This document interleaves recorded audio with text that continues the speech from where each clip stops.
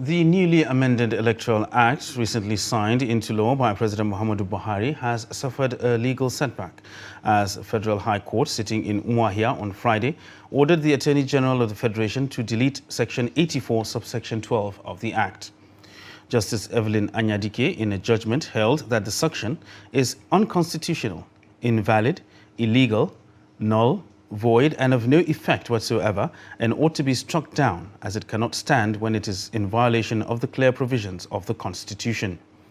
The court ordered the Attorney General of the Federation to forthwith delete said subsection 12 of Section 84 from the body of the Electoral Act 2022. Earlier, President Buhari, while signing the amended Electoral Act, urged the National Assembly to delete the provision, claiming that it violated the Constitution and breached the rights of government appointees. The President also wrote a letter to both chambers of the National Assembly seeking amendment by way of deleting the provision, which the Senate rejected in plenary.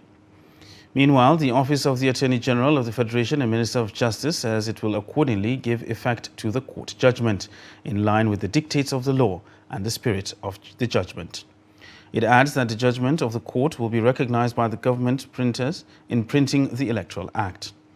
Statement signed by the Special Assistant Media to the Attorney General and Minister of Justice, Umar Gwandu, says the Act will be gazetted, factoring the effect of the judgment into consideration and deleting the constitutionally offensive provision accordingly.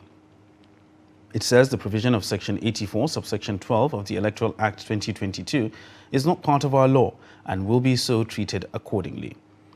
The statement adds that it is in line with the dictates of Chapter 7, Part 4, Section 287 of the 1999 Constitution of the Federal Republic of Nigeria as amended on enforcement of decisions that makes it a point of duty and obligations on all authorities and persons to have the judgment of the Federal High Court, among others, to be enforced.